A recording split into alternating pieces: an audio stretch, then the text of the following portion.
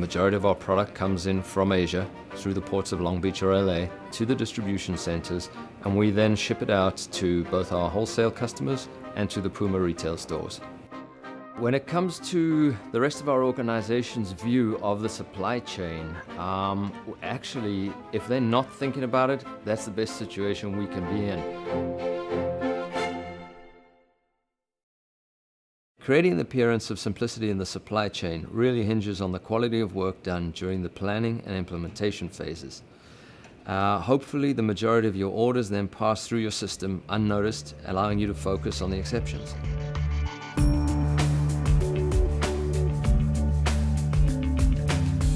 Puma in the last 10 years had a tremendous growth, and we from the operation side, we were just pushing out the product and really didn't have time, to organize. It came a point, we couldn't handle it anymore. In order to get our supply chain under control, we really needed to take some big steps. We needed to move to a Tier 1 warehouse management system, which in our view would be someone like Manhattan, who has a reputation and understands the industry. The second part was we felt we definitely needed some element of mechanical handling.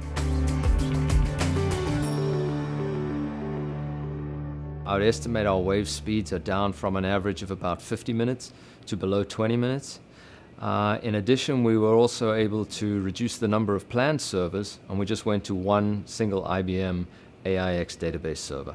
The second part is really process or operationally focused. And that included things like 3D cubing and also an increased offering on the small parcel shipments. On the mechanical side, we're really looking for volume increases and long-term cost savings. The acquisition of Cobra Golf took place almost the same time as we were doing the 2010 upgrade. The 2010 upgrade was successful enough to enable us to very quickly implement and integrate the Cobra Golf business into one of our existing warehouses.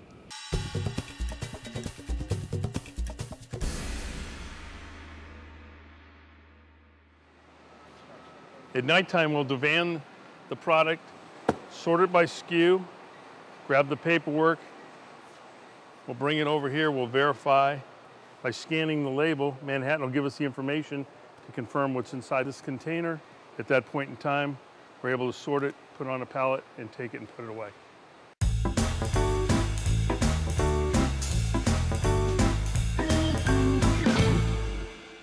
Manhattan allows us to use carton substitution when we pick the product for the replenishment. So if one of the cases is in the back, we can scan the front case and use that case as well, as long as it's the same SKU. That's the reason we only keep one SKU per location. It keeps our inventory accuracy about 99.9% to find the case we needed. At nighttime, the system will tell us what we're going to need for our workload the next day. So we put the replenishment on the line here, and as it moves down the line, the scanner will read the barcode, tell it if it's a full case or if it's going to have to go into the pick module. If it goes into the pick module, it'll be separated in either one of these sides, and the top portion will be cut off. It'll go up into the sorter and be taken to the designated area. So the system tells it where that next move is. So then we'll go back here where we'll show you where we start to pick our orders.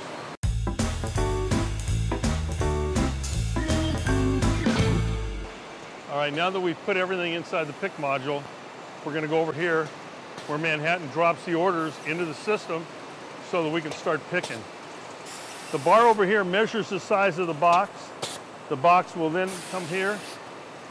It'll get a label on it that corresponds to the size of the box. So this here is a 4-pack, so it's going to look for pick tickets. It'll fit inside a 4-pack.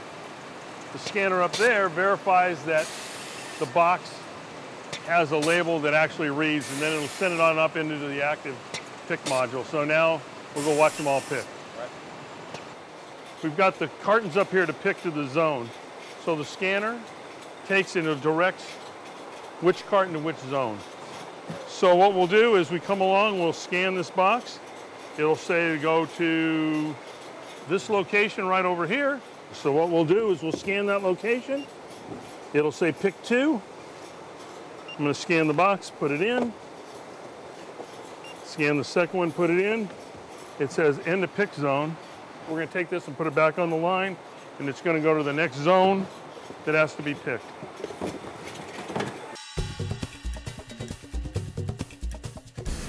Okay, now that we've got everything picked, some of the cartons will need a value-added service such as price tickets. So what we do, she matches the sheets up with the carton number. It has the price tags inside. They'll pull this out. They'll label every one with the according price ticket. They'll put it on that center line right there, and they'll take it over to the finishing thing. So let's work our way over there then. So what happens is the overhead scanner picks up the carton ID from the front. It then transmits the necessary label information to the 3 label printers. So what you've got here is you've got your typical UCC 128 shipping label, you've got your Manhattan carton content label, and then you've got your small parcel shipping label. Okay. And the system here puts them in the correct place for our customer's label position. So the next thing that happens, we send them all, every carton goes across a scale, because what we want to do here is we want to pick up the exact weight of the carton. We want to then transmit that information back to the Manhattan system to update the bills of lading so that your order ends up with a correct weight on it. The last part of the process is to sort the product out. So what we do is we'll bring it up here, it'll go through the scanner on that side. It'll be sorted by the number of cartons in the order, or UPS, with 1 carton going down the packing slip line.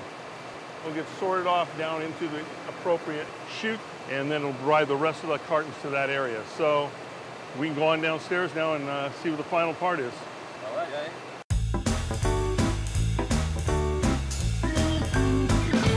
All right, now we reach the final edge of our process. Start over here, we've got the UPS line that comes down, loads directly out into the truck. The next line is the packing slips, where that last carton of every order gets driven to.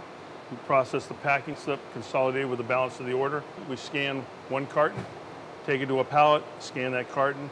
Every other carton for that order, Manhattan will drive to that specific pallet. When it's complete, we take it, we move it over to the shipping lane. So that's it, let's get the product out the door.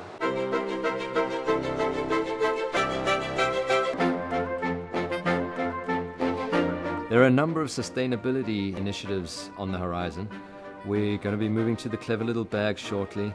We also are trying to ensure that we've reduced our carbon paw print within each of our facilities by opening up the solar arrays on both of our warehouses.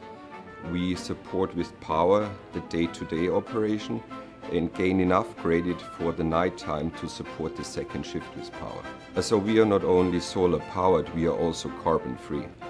The immediate future for us is to leverage the investments we've already made in IBM, Manhattan, and mechanical handling, but with the knowledge that we have a platform on which we could add planning and forecasting, or maybe inventory optimization if we felt the need. We are working with Manhattan since 2004, and we have a close relationship with the senior management, and all the people working on our project, they were very supportive and helpful throughout the process. Number one, when you look at Puma, first of all, we're not a logistics company, and we're also not a software company. So we're always looking for a product that is just going to work, and that's why we stayed with the Manhattan product. Quality is getting the right product to the customer, but also on time and meeting the customer's expectation and their compliance standards. For Puma, state-of-the-art would be simple, flexible, and long-term cost savings. From the supply chain management operation, we are very happy, that we have the day-to-day business pretty much under control, meaning having the right product here at the right time for a really competitive price.